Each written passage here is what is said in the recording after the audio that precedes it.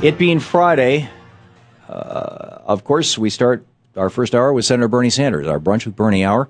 And Senator Sanders, of course, the big news is that Nelson Mandela died yesterday, passed away yesterday. You were there for his inaugural, pardon my not greeting you, Bernie, great to have you with us. Good to be with you. Yeah, I was in South Africa in 1994, and I remember it very well. It was an extraordinary day, not only for the people of South Africa, but for the people of the world. When I was mayor of Burlington, we were involved in the divestment campaign, as people were all over the country, and in fact, in probably every continent on Earth. So it was a remarkable day in 1994, and today, we celebrate an extraordinary life, clearly one of the outstanding people of the 20th century, somebody who had an impact not only on his own country of South Africa and leading them toward majority rule and ending apartheid, but I think also had a presence, an impact on the entire world in the struggle against racism. And while, racism clearly continues to exist, we have come a long way.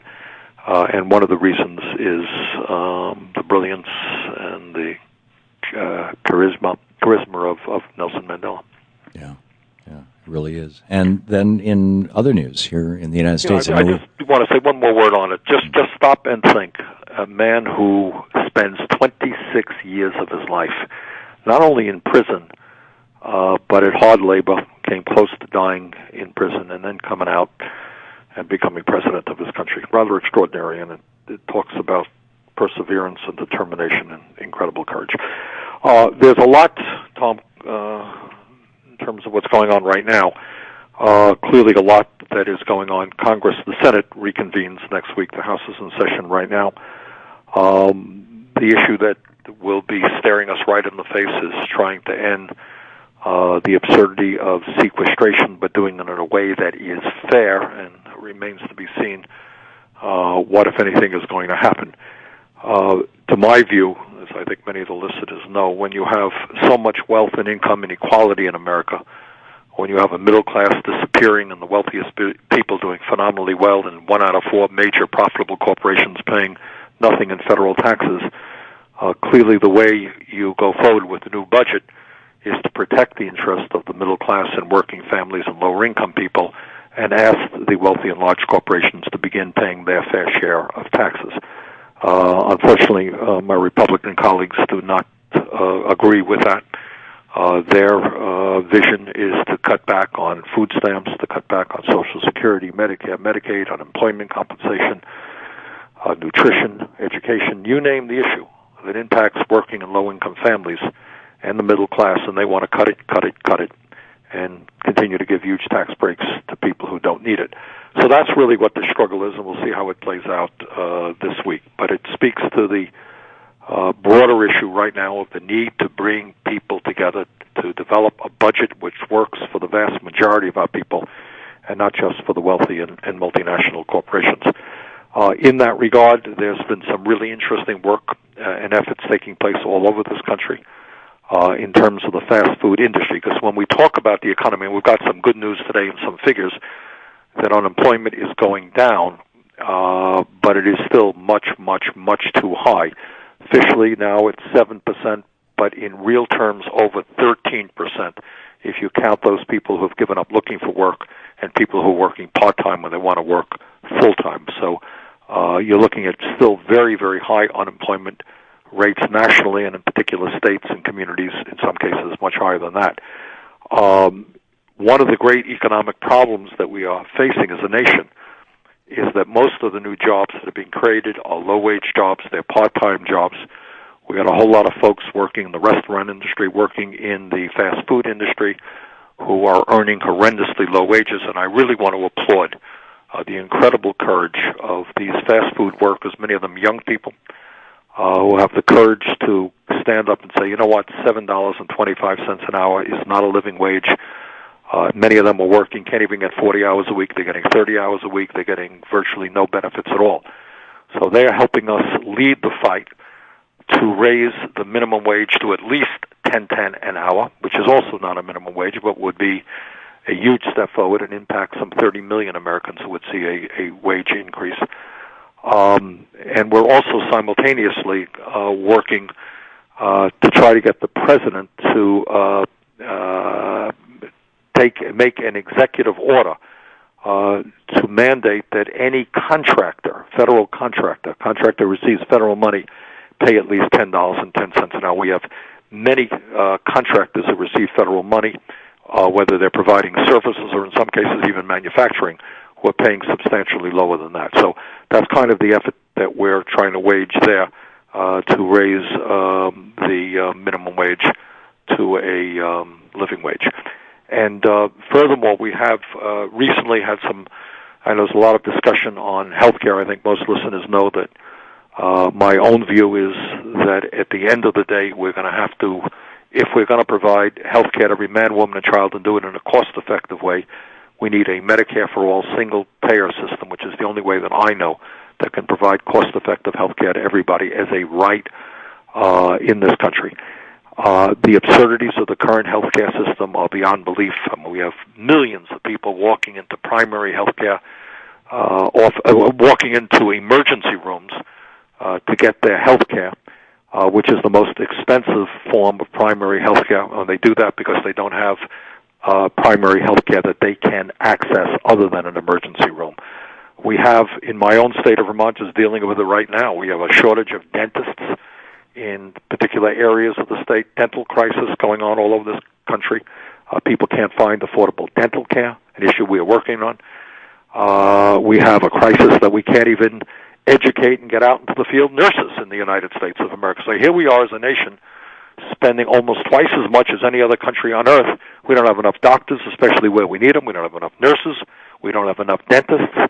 And yet we end up with 48 million Americans who are uninsured. So one of the pieces of good news that we have seen recently is the establishment through a $150 million grant from the federal government of 236 new community health centers throughout the country, including 3 in my own state of Vermont. And I am a strong believer that if you talk about a revolution in primary health care, making sure that people have access to affordable health care, dental care, mental health counseling, low-cost prescription drugs, the federally qualified community health program is certainly one of the prominent ways that we can create that revolution and make sure that everybody in this country has access to primary health care, which will, in the long run, actually save us substantial sums of money. So those are some of the things, Tom, that are on my agenda right now. I'm curious, Bernie. You're on the committee that's working on resolving the budget, and you mentioned that briefly.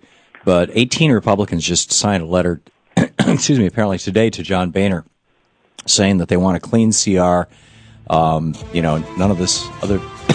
Excuse me. Maybe you can answer it after we come back. I'm sorry, I missed my time cue on this. Okay. We'll be right back with Senator Bernie Sanders. And also, by the way, in our second and third hours, the second hour live from South Africa, Professor Patrick Bond will be with us. And in our third hour, Bill Fletcher, former president of Trans-Africa Forum, will be with us about Nelson Mandela. Stick around.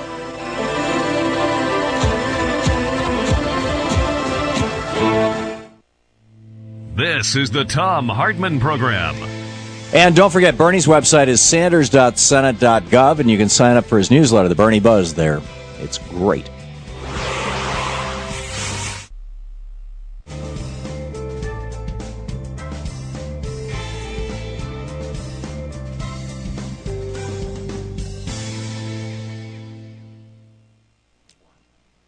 And welcome back. Bernie, basically my question, very, very quick, is do you think that John Boehner is going to let these Tea Partiers force him into another government shutdown? Because that's what they're calling for in their letter. Well, I don't think that anyone knows the answer to that. I will tell you, I think many Republicans understand that they're shutting down of the government, denying paychecks to so many workers, depriving people of the government services they have paid for, really backfired on them. So I think you have some sensible Republicans who understand that is not a particularly good strategy. Yeah, okay. So pick up phone calls here? Let's do it. Okay, Steve, watching Free Speech TV on DirecTV in Simi Valley, California. You are on the air with Senator Sanders. Hi, Senator Sanders. My issue is the federal judiciary. Now that we've broken the backs of the Republican obstruction with the filibuster, as you know, we have 65 vacancies on the federal court. Yep. What I want to know is, do you know whether Majority Leader Reid and the President are going to do everything they can to really make an effort to fill all 65 vacancies? I think it is fair to say, Steve, that that process is going to move forward as quickly as possible. Right now, the immediate concern that we have is that in the second most important court in the United States, the D.C. Court of Appeals, there are 3 vacancies. And what our Republican friends have, unbelievable, they don't even argue about the qualifications of the nominees. That's not their argument. Their argument is, gee, maybe we should cut the court down by 3 people. That is their argument. I think those nominations are going to be taken care of in the very near future, and I hope very much, because your point is well taken. There are a lot of vacancies out there that we fill those seats. Yeah. Okay. Joan in New York City. Oh, hang on. Joan. Yeah. You're listening to WWRL, which is in a commercial break. Let me come back to you in just a second. And Zachary in Chicago. Hey, Zachary, you're on the air with Senator Sanders. Hi, thank you for taking my call. Senator Sanders, I wanted to ask you, is there a chance we can propose some changes to the Farm Bill to actually subsidize organic products like organic milk instead of the regular one? Well, Zachary, good question, and I think there is, I'm not on that bill, I'm not on that committee, so I don't have all of the details in front of me, but I think there is language in the bill, and has been in recent years, to give a greater emphasis toward organic farming. There is a growing concern in this country about the quality of the food that we are eating. I can tell you that in the state of Vermont, on any given Saturday during the summertime, you go down there, be very large farmers markets, and a lot of the products being sold are organic. So to answer your question, yes, I believe there is language in there. Clearly, we've got to do a lot more. One of the issues that I have been working on is to make sure that products in the United States that have genetically modified organisms be labeled, that people have the choice of whether or not they want to buy GMO foods or not. And we're going to stay on that issue as well. You see where ALEC has got now model legislation they're pushing out to the states on not just that, but also country of origin labeling? Right. Why am I surprised? Yeah. This is on their new agenda that just got leaked by The Guardian day before yesterday. Senator Bernie Sanders with us, taking your calls. We'll be right back with more of more of Senator Sanders right after this.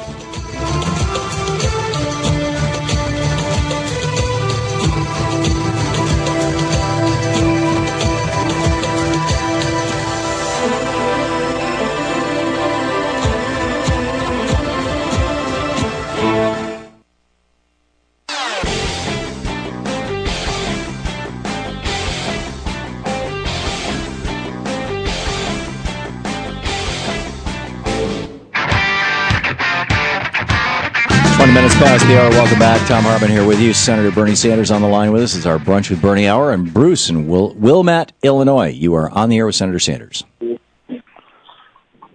Bruce? Okay. Joan in New York City. Joan, you're on the air with Senator Sanders. Oh, hi. Hello, Senator Sanders. My question is, I'm wondering, I would like to have a progress report on Vermont single payer. But first I want to make sure we're talking about the same thing, because I've heard people sometimes refer to Medicare as a single payer system, which it is not.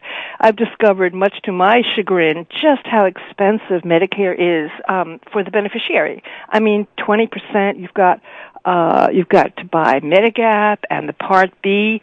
It becomes extremely expensive, and so I don't call that single payer. That's a dual payer system. To me, a single payer system means exactly that. It means there is one payer. You pay your taxes, that's it. Your obligation is finished.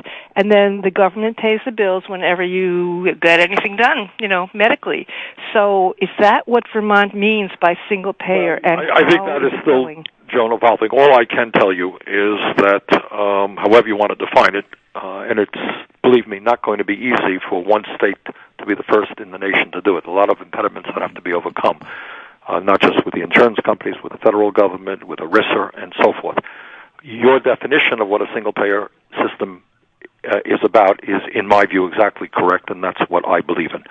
I think that every American should have the opportunity to walk into any doctor's office they want, go to the hospital that they want, and not having to worry about bills and so forth. That is funded by tax dollars. That's what a single payer is about. Whether Vermont will be able to achieve that or not, I don't know. But I do hope that we will be a leader in the country in moving as close to that as we possibly can, in making sure that all of our people are covered as a right, and that we have one payer of the bills. Ashes in Palatine, Illinois. You are on the air with Senator Sanders. Ashes. Hi. Thanks, Tom. Thanks, Senator Sanders, for taking my call. Wanted to ask Senator Sanders, do you think America is shifting from a manufacturing economy and more to a service economy now? Well, I don't think it's a question of what I think. I think that is the fact. Over the last many, many years, we have lost a very substantial number of factories in America. My recollection is, could be wrong on this, I think in the last 10 years or so, we've lost something like 50 or 60,000 manufacturing plants, as well as millions of decent-paying jobs for folks who are working at those plants. So I don't think there's much debate about the fact that manufacturing and manufacturing jobs are a much less significant part of the overall economy, and that many of those jobs have been replaced by low-paying service industry jobs. And how we rebuild manufacturing and make sure that those jobs pay workers a decent wage with decent benefits is one of the great challenges of our country. But I have a hard time believing that you can be a strong economy if you're not producing the products that people utilize, that we cannot continue to be a society importing from China and all other low-wage countries. We've got to start producing products ourselves. James in Silver Lake, Indiana. You're on the air with Senator Sanders. Good afternoon, Mr. Sanders. Hi, James. I'd like to know, how come you always knock the Republican Party and the Tea Party, in fact? Well, I'll tell you why, James. I don't knock members of the Tea Party, but I knock those people who are funding the Tea Party, because their priorities are really not what the overwhelming majority of Americans believe in or want. When you have folks like the Koch brothers who help form the Tea Party and fund a lot of different organizations that support the Tea Party, these are guys who ultimately want to end Social Security. They want to transform Medicare away from the successful program that it has been into a voucher program. They want massive cuts in Medicaid, in education, in nutrition. They want to abolish the concept of the minimum wage so that we'll have people in this country working in certain parts of America for $3 or $4 an hour. They want to eliminate the Environmental Protection Agency and go back to the days when large corporations could pollute our air, our land, and our water. They want to give more tax breaks to the wealthiest people in this country. So, James, those are just a few of the reasons why I have strong disagreements with the Tea Party. But I think, having said that, I think that if many members of the Tea Party, many of them are working-class people, actually understood what the people who helped form the Tea Party were saying, either the Tea Party itself would change or those people would leave the Tea Party. I think it's fascinating how folks like James, who I'm guessing, given the nature of his question, considers himself a Tea Partier, probably think that by having smaller government and lower taxes, that's something that's good for them. Can you speak to that? Interesting. I mean, we've seen polls where the vast majority of members of the Tea Party, or people who are sympathetic to the Tea Party, do not believe in cuts in Social Security and Medicare and Medicaid, right, which doesn't surprise me. But many people in the Tea Party don't even know what their own leadership is proposing. And I think if, maybe the best service we could do is tell the Tea Party members who the Koch brothers are, who the people who have funded the Tea Party, and what their goal is. Most Tea Party people do not believe you cut Social Security and give tax breaks for billionaires. So, I would be quite surprised if somebody like James agreed with that. Yeah. It really is remarkable. Bernie, we have just a little less than a minute before the break. Well, let me just say, before the break, let me get back to maybe the story of the day, and that is Nelson Mandela. And to think that, in these tough times in America, and they are very, very tough for so many people.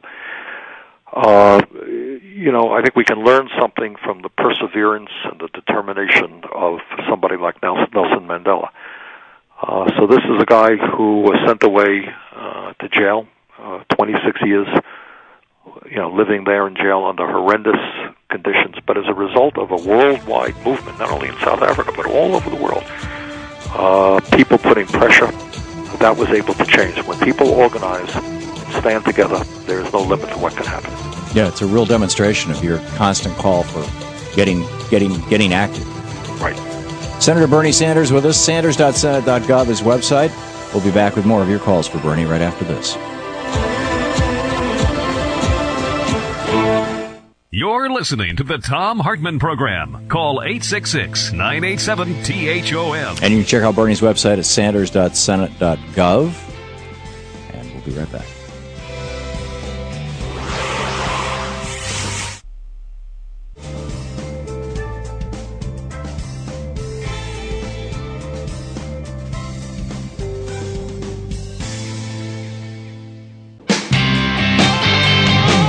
Welcome back. Thom Hartmann here with you. It's our Brunch with Bernie hour. Senator Bernie Sanders with us. Just a reminder, at the top of the next hour, in our second hour, Professor Patrick Bond, director of the Center for Civil Society in Durban, South Africa, who worked with Nelson Mandela, will be with us as a guest. And in our third hour, Bill Fletcher, the former president of the Trans-Africa Forum, who also worked with Nelson Mandela, will be with us as a guest.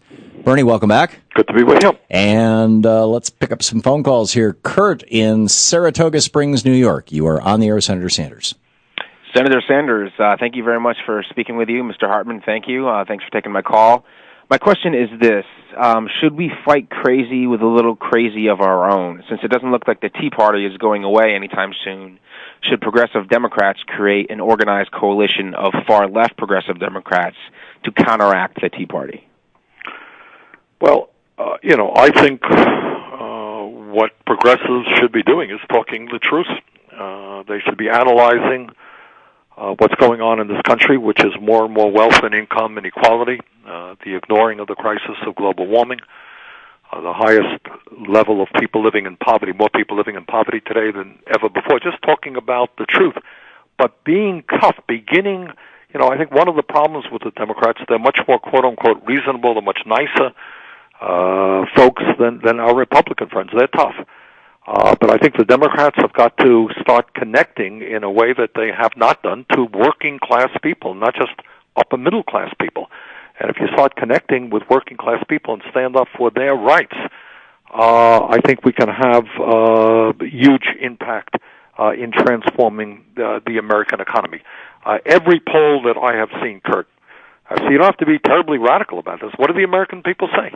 And by the way, it's not only progressives, it's Republicans as well. They understand we need to create millions of jobs, that it is unacceptable for real unemployment for young people to be close to 20%. So we've got to do that. We've got to fight for that. We've got to fight to raise the minimum wage. We've got to fight to transform our energy system. We've got to fight for gender equality in this country. So the question is standing up, connecting to ordinary people, allowing them to know that you are fighting for them, get them involved in the struggle. Those are the things that I think we have to do. I mean, again, today we're celebrating the life of Nelson Mandela, and there is a heck of a lot to learn from his life in terms of vision and in terms of organizing at the grassroots level. Edward in Chicago, you're on the air with Senator Sanders. Yeah, Tom, Senator Sanders. Senator Sanders, I wanted to ask you a question about the federal extended unemployment benefits. I see that they're not funded past the end of the year, and once again, Congress is getting ready to take a Christmas vacation, which means they won't be back till January.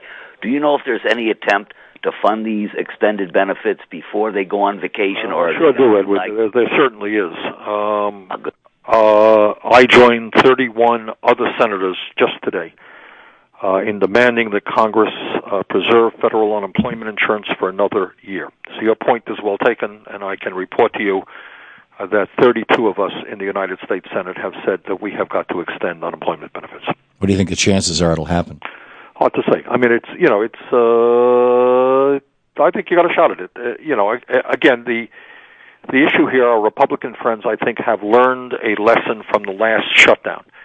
And when you don't extend unemployment benefits, when you leave working families high and dry with, in many cases, just very little income coming in, and that becomes a negative for the economy, that those folks are not spending money, I think we got a shot at it, and we're going to work very, very hard on that. Okay. Seth in Blacksburg, Virginia. You're on the air with Senator Sanders. Hi, Bernie. How are you? Good, Seth. I worked on the 92 campaign, and I worked on poverty issues for the last 20 years, and I wanted to see if this resonates with you. In the economy, I have a new plan and a direction for the left, and we should support education and work that people love to do for the greatest needs of society first and in harmony with nature. And I wanted to know what you thought about that. Well, this is what I think. I think when we talk, we can't separate our discussion of the economy from the issue of the environment and global warming. What the scientific community tells us is the greatest crisis facing this planet is global warming, that it is quite possible that the temperature of the Earth will go up from 5 degrees to 10 degrees centigrade by the end of this century with cataclysmic dangers and impacts all over this world. Some cities and communities literally going underwater, increased drought, cutting back on the ability of farmers to grow food, et cetera, et cetera. So any discussion of the economy has got to take that into consideration. So the broad answer to your question, Seth, is number one, I think we can create jobs by transforming our energy system, and we know how to do that. We know how to break our dependence on fossil fuels. The alternatives are out there. They're staring us in the face. We are beginning to move forward, not rapidly enough. And when we begin to go forward, when we produce wind and solar manufactured here in the United States, when we move aggressively in energy efficiency, when we move to heat pumps and geothermal and to biomass, what you do is you cut greenhouse gas emissions and you also create jobs in this country. But second of all, and related, when you talk about the economy, it is not just jobs. It is making sure that everybody has health care as a right. It is making sure that the jobs that are created are paying people a living wage. It makes sure that we're taking care of the elderly and making sure that their retirements are retirements that they're looking forward to and not trying to get by on $14,000 or $15,000 a year or less. So when you look at the economy, you have got to look at environmental and energy issues. You have to look at the social safety net. We have the potential now with all of the technology that is out there to create a nation where all of our people have at least a minimum standard of living and where we are, as you indicated, living in harmony with nature and not destroying the planet. Rick in Milwaukee, Wisconsin. You're on the air with Senator Sanders. Yes, Senator, not a week goes by where there isn't a new revelation about assaults on our Fourth Amendment rights against searches and seizures by the National Security Agency. And now there's new stuff coming out about the FBI and the CIA interconnected with the National Security Agency, causing these kinds of assaults, causing a gigantic surveillance state. What kind of measures could the Senate take and that you would support so we can start to rein this in? Well, Rick, thanks very much. I think you presented the case very, very well. Every week we open the paper and there's another revelation, another outrageous revelation about the, as Rick called it, the surveillance state. So that we are learning that the NSA and other intelligence agencies know where we are, know the websites we're going to, that all of our phone calls are being filed and put on record. And clearly, this is not what a free society is about. So I think, Rick, to answer your question, I honestly believe, and I've used this term before, I think you have an agency that is absolutely out of control. I think they have very little understanding of what civil liberties and our constitutional rights are about.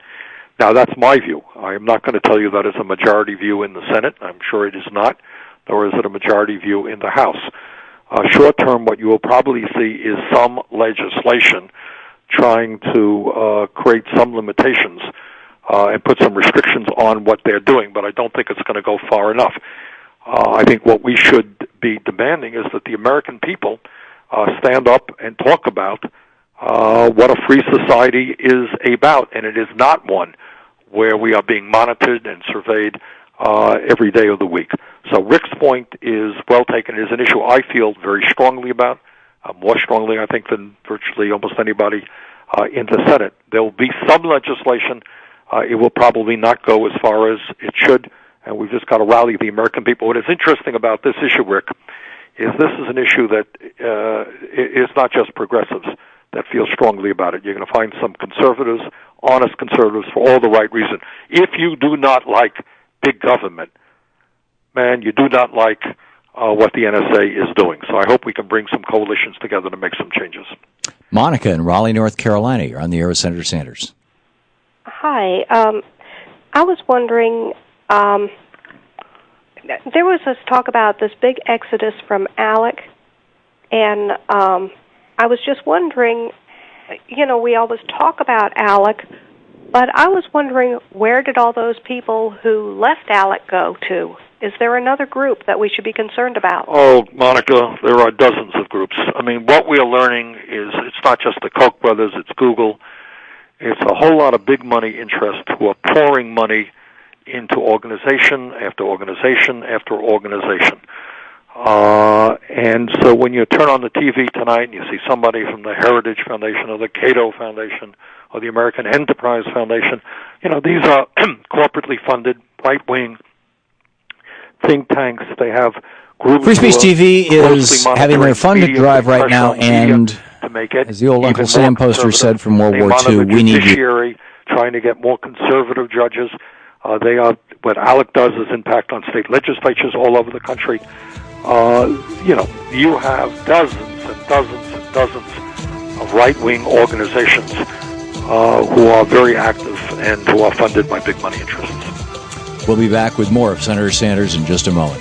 It's our Brunch with Bernie hour here on the Thom Hartmann Program. Senator Bernie Sanders taking your calls. And by the way, Bernie's website, sanders.senate.gov. You're listening to the Thom Hartmann Program. Visit thomhartmann.com for audio and video archives. Nelson Mandela said, overcoming poverty is not a task of charity, it is an act of justice. Like slavery and apartheid, poverty is not natural, it is man-made.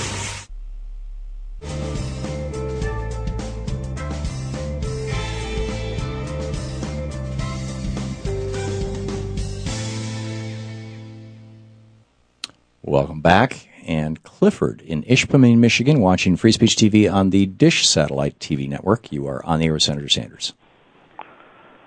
Hello? Yes, sir. Hello. Clifford, you're on the air. Yeah, okay. I guess I would like to know what Bernie's answer would be to, it happened like when we passed the bill to go back to work, and not that I'm not against work, but the money is supposed to be that was the thing to save money, yet they spent billions of dollars on bridges and dams, and that's fine, it makes jobs. But the same thing went back here in early Michigan when they passed a unemployment law, and a rider on that was you couldn't sell raw milk. I mean, these are things that have absolutely nothing to do with each other. And why can't we have clean milk? Well, Clifford, that is... That's a very good question. You're talking about the riders that are often on legislation. That's a very poor way to do business. I think it's unfair to the American people. It doesn't allow the American people to get engaged in the debate of the issue. That issue, I have to tell you, takes you to the dysfunctionality of the United States Senate and how little legislation gets passed. And if no legislation gets passed, sometimes it would be appropriate to get a rider on so that we can get something done. But the point is, and you'll excuse me from just broadening your question, it does take us to the dysfunctionality of the Senate and how virtually every important piece of legislation gets held up and objected to and requires 60 votes, which makes it very hard for us to do anything. If we had majority rule in the Senate right now, 51 votes was what was needed to pass legislation, we could move forward on jobs legislation. We have the votes. Republicans would object. Now they need 60 votes. I think, and I applaud the majority leader for what he did in terms of the so-called nuclear option in terms of presidential nominations. It is absurd that these nominations be held up and held up and held up. But I think we've got to go further. So I think, Clifford, the answer to the Ryder problem is to be able to produce legislation, get it on the floor, get a reasonable debate, get amendments, let the American people get engaged. Let's go forward. Right now, we're really hamstrung in terms of our ability to do that. But your point is right.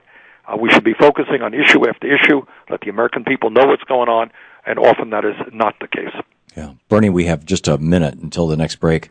Do you think that there's any possibility that Senator Reid will expand that? And was the blowback as bad as was expected? No, I don't think. Where does the blowback come from? It comes from our Republican friends who say, "Hey, we want the right to prevent the United States Senate from doing anything. We want to prevent any action taking place that protects working people. We desperately demand that right."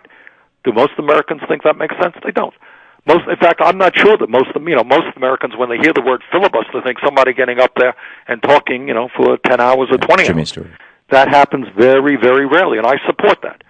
What the filibuster means today is somebody saying, I object to proceeding on debating this issue, getting a vote on this issue, and needing 60 votes, and we don't have 60 votes.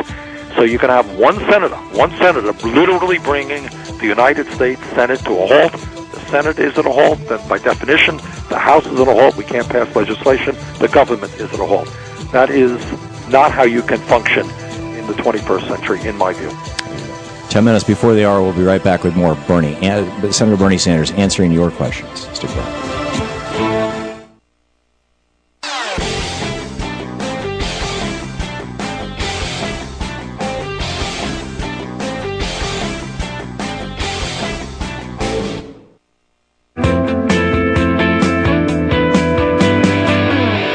Welcome back. Thom Hartmann here with you. It's our Brunch with Bernie hour. Senator Bernie Sanders on the line with us, and Charles in Bellevue, Washington, watching us on the Bellevue cable system on Free Speech TV. You're on the air with Senator Sanders.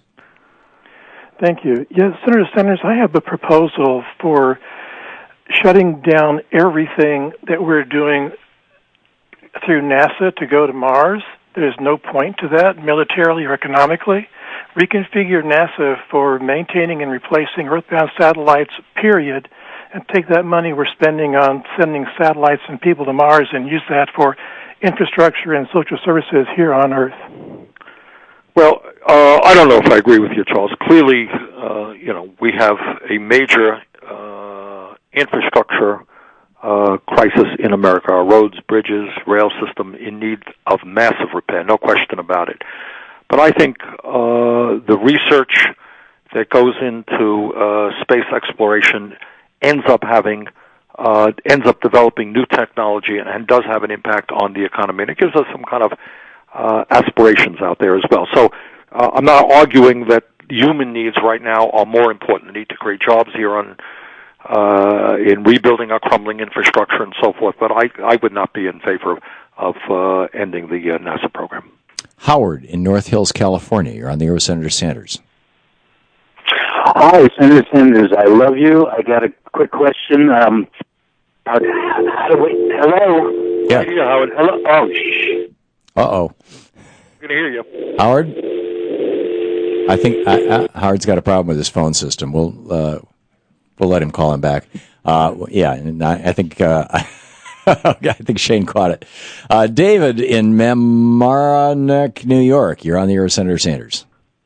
Hi, Bernie Sanders. I have two quick questions. One is, has anybody done any study or presented anything about the taxes on labor? For instance, the Greenspan Commission, prior to him becoming chairman of the Federal Reserve, hiked Social Security taxes from 9% to 15%. And heroically, you pointed out that the middle class is getting shorted with this chain CPI. In Germany, they have a pay-as-you-go system. If you also sales taxes increased in the 1970s. It's also a tax on labor. And property taxes, which have been reduced because of sales taxes, depreciation and mortgage interest create debt leverage or debt deflation for the working class. Another thing I wanted to ask is, where I work, the variable labor on the floor is 15 to 18 cents on the dollar. And I heard, which I believe now, that the auto worker, because of the high capital inputs, only cost 8 cents per dollar. And yet we're losing jobs overseas. So my second question is could we have a tax policy that helps workers as well as capital controls, which you've also suggested? Right. And, well, David, you've raised a lot of issues. When we talk about tax policy, I think the first principle, I think, is fairness. And right now we're living in a country where you have multinational corporations making zillions of dollars, in some cases paying nothing in a given year in federal taxes.